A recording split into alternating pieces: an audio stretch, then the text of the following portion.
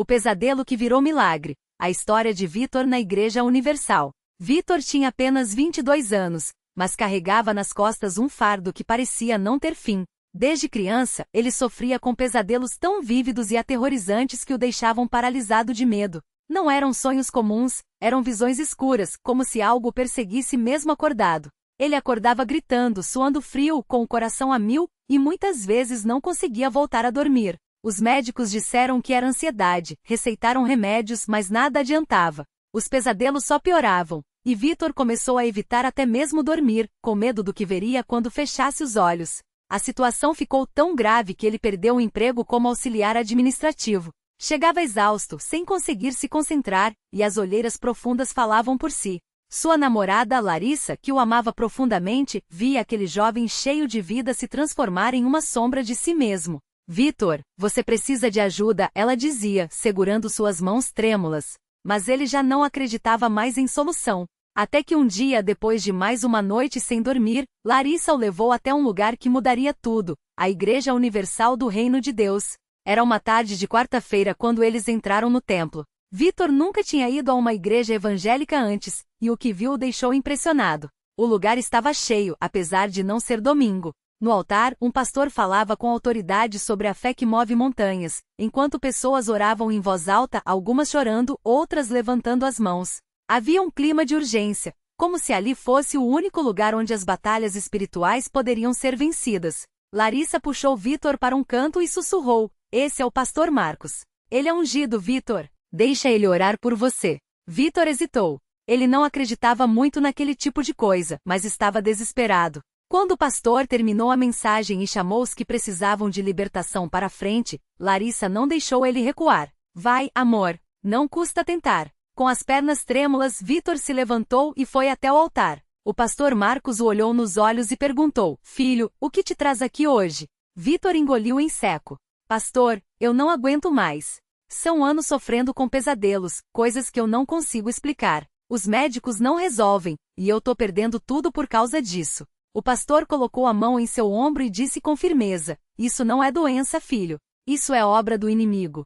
Mas hoje, em nome de Jesus, isso vai acabar." Naquela noite, Vitor voltou para a corrente de oração das terças-feiras, um momento poderoso na Universal onde os fiéis se unem em clamor por milagres. O templo estava lotado, e o ar parecia carregado de uma energia sobrenatural. O pastor orientou todos a colocarem as mãos sobre a cabeça e clamarem a Deus com fé. "Não é religião, é poder", ele gritava. "Deus não é surdo, ele ouve o clamor do seu povo." Vitor fechou os olhos e pela primeira vez em anos, orou de verdade. Não foi uma prece decorada, mas um desabafo. "Senhor, se o Senhor existe, me livra disso. Eu não aguento mais." Enquanto orava, sentiu algo estranho, como se uma pressão saísse de dentro dele. O pastor então pegou o óleo sagrado e ungiu sua testa, declarando: "Em nome de Jesus, quebra-se toda maldição, todo pesadelo, toda obra do mal contra a vida desse jovem. O sangue de Jesus tem poder." Naquele exato momento, Vitor sentiu um calor intenso percorrer seu corpo. Era como se algo o envolvesse, uma paz que ele nunca tinha sentido antes. O pastor olhou para ele e disse: "Filho, hoje você foi livre. Vá para casa e durma em paz." Deus já respondeu. Vitor saiu da igreja com uma esperança que não sentia há anos. Larissa, emocionada, abraçou-o forte. "Eu sabia que aqui você ia encontrar a resposta", ela disse. Mas Vitor ainda tinha dúvidas. Será que era só emoção? Será que os pesadelos voltariam? Naquela noite, pela primeira vez em anos, Vitor deitou-se sem medo. Antes de dormir, ele fez algo que o pastor havia ensinado. Declarou em voz alta: "Em nome de Jesus, esta noite eu vou dormir em paz. Nenhum mal vai me atingir." E adormeceu. Quando acordou no dia seguinte, demorou alguns segundos para perceber: não teve pesadelos. Nenhum grito, nenhuma sombra, nenhum medo.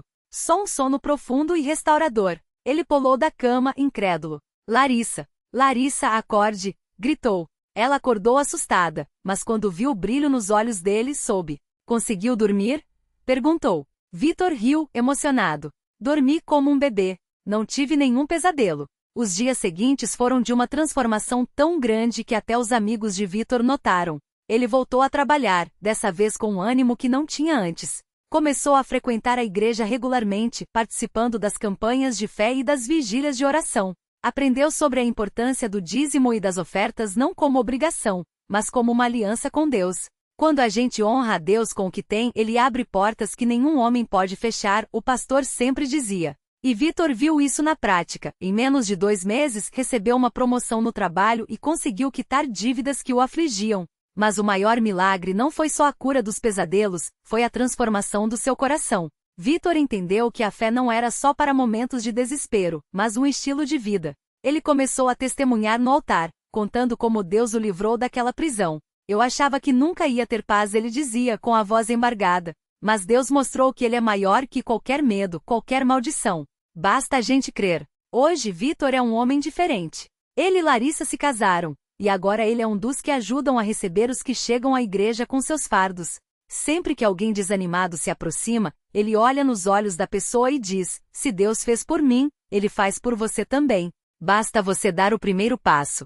Porque a lição que Vitor aprendeu é que não importa quão escura seja a noite, a luz de Deus sempre brilha mais forte. E essa luz não está em remédios, em terapias ou em soluções humanas. Ela está na fé, na oração ungida, e na igreja que não teme lutar pelas almas. A Igreja Universal do Reino de Deus não é só um lugar de cultos. É um campo de batalha onde os milagres acontecem para quem crê. E Vitor é a prova viva disso. Um dia, enquanto Vitor ajudava na recepção da igreja, uma mulher entrou com o olhar perdido e as mãos trêmulas. Era Dona Maria, uma senhora de quase 60 anos que carregava nas costas uma dor que parecia não ter fim. Seu filho, Lucas, havia se envolvido com drogas e crimes, e ela já não sabia mais o que fazer. As noites eram de choro, os dias de desespero. Já tentei de tudo, pastor, ela disse, segurredando um lenço molhado de lágrimas. Até pensei em desistir. Vitor sentiu algo se mexer dentro dele. Aquela dor era familiar. Ele se aproximou, colocou a mão no ombro dela e falou com uma calma que só quem já passou pelo vale da sombra da morte pode ter. Dona Maria, eu também achei que não tinha mais jeito. Mas aqui, neste lugar, Deus muda o que o homem não pode.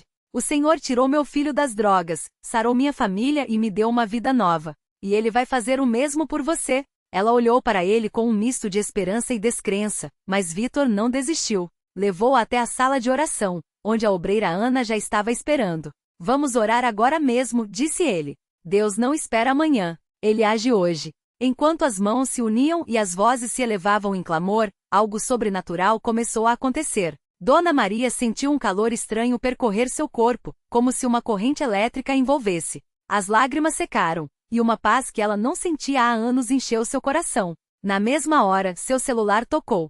Era uma mensagem de Lucas: mãe, estou em casa. Não aguento mais essa vida. Preciso de ajuda. Ela caiu de joelhos, chorando agora de alívio. É um milagre, gritou. Vitor sorriu, porque sabia que não era só um milagre. Era a prova de que Deus ouve o clamor dos que confiam nele. No domingo seguinte, Dona Maria voltou à igreja, mas dessa vez não sozinha. Ao seu lado estava Lucas, pálido, magro, mas com um brilho nos olhos que não existia antes. Ele subiu ao altar e, entre lágrimas, pediu perdão a Deus e à família. Não sei como cheguei aqui, confessou. Só sei que algo me puxou para esta igreja. Como se uma voz tivesse dito: aqui tem a sua saída. E assim foi. Lucas entrou para o grupo de apoio da Universal, onde jovens como ele encontram força na palavra e na comunhão. Dona Maria, que antes vivia trancada em casa com medo, agora é uma das que mais testemunha nos cultos. Deus não só salvou meu filho, ela diz, ele me devolveu a vida. Vitor, ao ver aquela transformação, lembrava-se de como tudo havia começado para ele, com um passo de fé, uma oração sincera e a mão de Deus estendida. Não era coincidência. Era propósito. Cada vida mudada naqueles corredores era um grito de que o impossível não existe para quem crê. E a igreja continuava cheia porque as pessoas sabiam. Ali, entre aquelas 4 paredes, não havia espaço para o desespero. Havia sim, um Deus que opera milagres hoje, amanhã e sempre. Para quem não desiste, a vitória é certa. E Vitor, Larissa, Dona Maria e Lucas eram apenas algumas das muitas provas vivas disso. Naquela mesma semana, enquanto o testemunho de Dona Maria ainda ecoava nos corações, outra família chegava à Universal arrasada pela dor. Era o casal Roberto e Ana, com sua filha pequena Sofia, de apenas 5 anos, nos braços. A menina nasceu com uma doença rara que os médicos disseram não ter cura. Ela não vai andar, não vai falar direito e a cada crise o coração dela enfraquece mais, tinha sido a sentença fria do último especialista. Ana chorava todas as noites, segurando a mãozinha da filha, enquanto Roberto, um homem forte, via seu mundo desabar em silêncio. Mas uma vizinha que já havia visto milagres na igreja não desistiu deles. Levem Sofia lá, insistiu. Se Deus abriu os olhos de um cego e ressuscitou um menino, ele pode curar a sua filha. No começo eles resistiram. Já tinham tentado de tudo: remédios caríssimos, viagens a hospitais distantes, até rituais que prometiam milagres. Nada adiantara. Até que numa madrugada, depois de mais uma crise de Sofia, Ana olhou para o marido com os olhos inchados de lágrimas e disse: "Vamos tentar. Não temos mais nada a perder." Quando entraram na Universal, a primeira coisa que sentiram foi um abraço caloroso. Não eram mais um número em um hospital, mas uma família acolhida. O pastor orou por eles com uma fé que contagiou até os mais céticos. Deus não faz acepção de pessoas, ele declarou, colocando a mão na cabeça de Sofia. O que ele fez por outros, ele fará por você. Ana sentiu algo estranho no peito. Uma paz que não vinha das circunstâncias, mas de algo maior. Os dias se passaram, e eles não viram mudança imediata. Mas, diferente das outras vezes, desta vez havia esperança. Eles voltavam todos os dias, levavam o óleo consagrado para ungir Sofia em casa, cantavam louvores mesmo quando a dor apertava. Até que numa tarde, algo incrível aconteceu. Sofia, que nunca havia dado mais que 2 passos sem cair, se levantou do sofá sozinha. Ana segurou o fôlego. A menina balançou os bracinhos como se testasse o próprio corpo e então, deu 3 passos firmes. Roberto gritou, Ana caiu de joelhos e Sofia, pela primeira vez na vida, correu direto para os braços da mãe, rindo como qualquer criança saudável. Os médicos não tinham explicação. Os exames, antes cheios de anormalidades, agora mostravam uma menina normal. Isso não é ciência, disse um deles, coçando a cabeça. Isso é milagre. E era. Um milagre que não só curou Sofia, mas restaurou o casamento de Roberto e Ana, que estava se desmoronando sob o peso do desespero. Agora eles iam juntos à igreja, de mãos dadas com a filha, agradecendo por cada passo, cada palavra, cada respiro que antes pareciam impossíveis. Enquanto isso, Vitor, que agora servia como obreiro, via aqueles casos se multiplicarem. Um homem com câncer em estágio terminal recebia alta médica depois de uma campanha de jejum e oração. Uma mulher que não conseguia engravidar há anos chegava chorando, com o exame de gravidez positivo na mão. Um jovem viciado em drogas que entrou na igreja arrastado pela mãe, saía dali livre, com um emprego e um propósito novo. Não eram histórias isoladas. Era uma corrente de milagres que não parava. E o mais lindo era ver como aquelas pessoas, antes quebradas, agora voltavam para ajudar outros. Dona Maria, que superou o medo, agora abraçava as mães que chegavam desesperadas. Roberto, que quase perdeu a fé, agora liderava um grupo de homens que lutavam contra o desânimo. Até Lucas, o menino que voltou da morte, cresceu e se tornou um adolescente cheio de sonhos, falando para todos que Deus tinha um plano para sua vida. A Universal não era só um lugar de oração. Era um hospital espiritual, onde corações partidos eram costurados, sonhos mortos ressuscitavam e vidas eram transformadas do avesso. E o segredo? Não havia fórmula mágica. Era só fé, aquela fé simples que não olha para as circunstâncias, mas para aquele que tudo pode. Porque no final das contas, os milagres não eram para encher os olhos dos homens, mas para provar que quando Deus entra na história de alguém, nada fica igual. E ali, entre aquelas paredes, Deus estava escrevendo histórias novas todos os dias. Para quem acreditava, o impossível era só uma palavra que ainda não tinha encontrado a fé. Lucas não sabia, mas sua história estava apenas começando. Aos 16 anos, ele já não era mais o menino frágil que os médicos tinham desistido de salvar. Agora, era um jovem forte, com um brilho nos olhos que só quem já viu a morte de perto tem. Todo domingo, ele estava lá na Universal, não só para agradecer, mas para servir. Ajuda a arrumar as cadeiras, distribui os hinos, ora com quem chega chorando. Ele sabe bem o que é sentir o desespero batendo na porta e, de repente, ver a mão de Deus abrindo uma janela onde não havia parede. Foi numa tarde de quarta-feira, durante a corrente da fé, que Lucas conheceu Dona Maria. Uma senhora de mãos calejadas, rosto marcado pelo tempo e pelos fardos da vida. Ela chegará arrastando os pés, com uma dor nas costas que já durava mais de 10 anos. Os médicos falavam em cirurgia, em remédios caríssimos, em aprender a conviver com a dor. Mas Dona Maria não queria só conviver. Ela queria viver. Meu filho, reza por mim, pediu, segurando no braço de Lucas com uma força que não condizia com sua aparência frágil. Lucas não hesitou. Colocou a mão no ombro dela e começou a orar. Não com palavras bonitas, mas com a mesma fé que o tinha trazido de volta à vida anos antes. Senhor, o Senhor me deu uma segunda chance. Agora, eu peço por ela. Tira essa dor, como tiraste a minha. Não houve trovão, não houve luzes piscando. Só um silêncio profundo, daquele que só existe quando o céu se inclina para ouvir. E então Dona Maria soluçou. Não de dor, mas de alívio. Ela se endireitou devagar, como se estivesse testando o próprio corpo. Os olhos se arregalaram. Sumiu, gritou, levantando os braços. A dor sumiu. A igreja inteira explodiu em glórias. Alguns choravam, outros riam, muitos se ajoelhavam. Porque ali, mais uma vez, Deus tinha mostrado que não existe caso perdido para ele. E Lucas, com lágrimas nos olhos, entendeu algo profundo. Seu milagre não era só para ele. Era uma semente. Cada vida que ele tocava era um novo broto dessa fé que não morre. Os dias passaram, e Dona Maria voltou à Universal não mais como uma doente, mas como uma guerreira. Trouxe a nora que lutava contra a depressão. Trouxe o neto viciado em drogas. Trouxe até o marido, um homem amargurado que jurava nunca pisar numa igreja. E pouco a pouco, cada um deles encontrou ali não só alívio, mas propósito. Uma noite, durante um culto de libertação, o neto de Dona Maria, o Rodrigo, caiu no chão sob a unção. Quando se levantou, seus olhos estavam diferentes. Não sinto mais vontade, disse, confuso, como se acordasse de um sonho ruim. É como se algo tivesse saído de mim. E saíra mesmo. Aquele vício que o escravizava por anos tinha perdido o poder. A família inteira se abraçou chorando. Mais uma corrente quebrada. Mais uma vida resgatada. Enquanto isso, Lucas crescia não só em idade, mas em chamado. Começou a pregar nos cultos da mocidade, compartilhando sua história com uma paixão que contagia. Deus não nos salva para ficarmos parados, dizia. Ele nos salva para sermos faróis.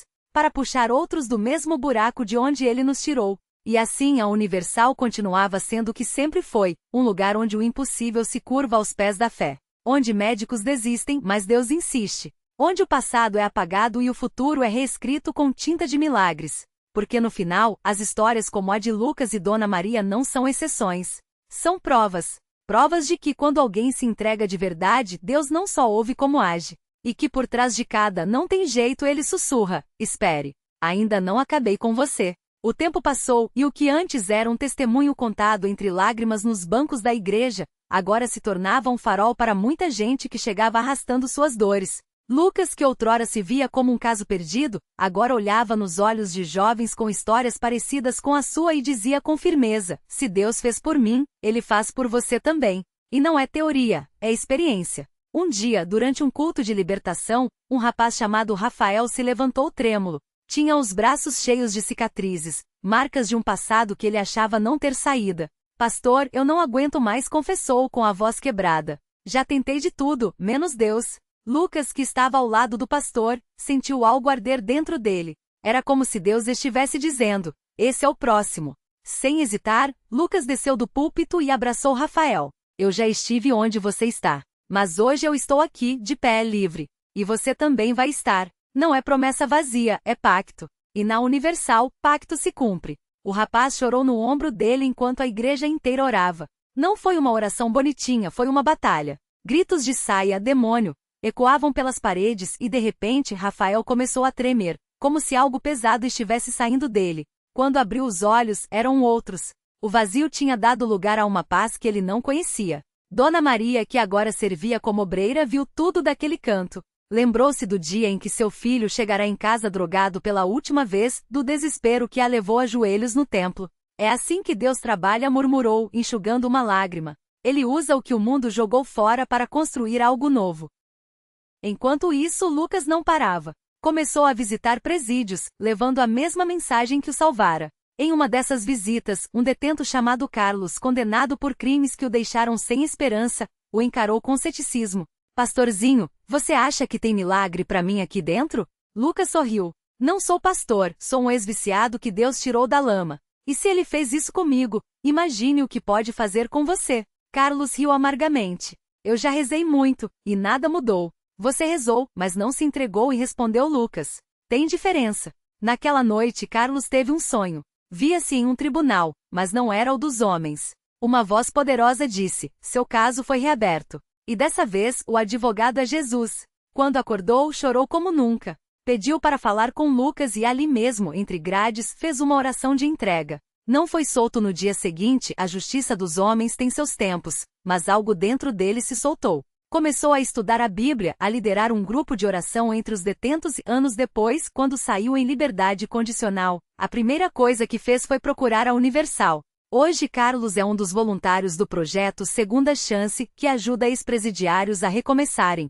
Se não fosse aquele dia eu ainda estaria perdido, conta, segurando uma Bíblia gasta. Mas Deus não desiste da gente. Ele só espera a gente parar de desistir dele. E assim, a história de Lucas se multiplicava.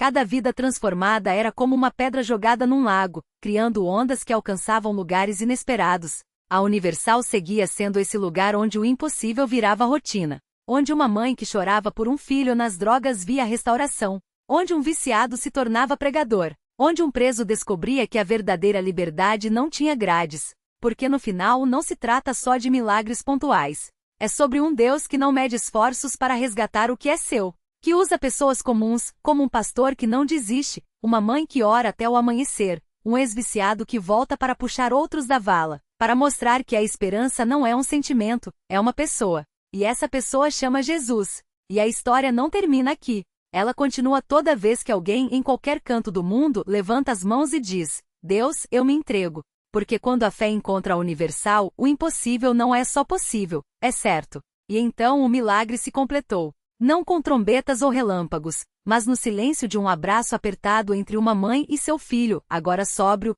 os olhos claros como a manhã depois da tempestade. Não com discursos, mas no riso rouco de um ex-presidiário que pela primeira vez segurou um diploma de teologia com mãos antes acorrentadas ao passado. Não com multidões, mas na voz trêmula de um jovem que após anos nas ruas, subiu ao púlpito e disse: se Deus mudou minha história, Ele pode mudar a sua. Porque o verdadeiro milagre não era apenas o que se via, mas o que se sentia. Um fogo quietamente reacendido em corações que pensavam estar mortos. A Universal não era um ponto final, mas uma porta. E do outro lado dela, não havia fórmulas mágicas, mas um Deus que se dobrou sobre os joelhos da humanidade e sussurrou: eu nunca desisti de você. Reflexão final. A vida nos ensina que milagres não são exceções, são convites. Convites para acreditar que a redenção não é um privilégio dos perfeitos, mas um direito dos quebrantados. Que a fé não é a ausência de dúvidas, mas a coragem de dar um passo mesmo quando o chão treme. E que Jesus não veio para os que têm tudo resolvido, mas para os que, como filho pródigo, voltam para casa com as roupas rasgadas e o coração em pedaços. Lição de vida.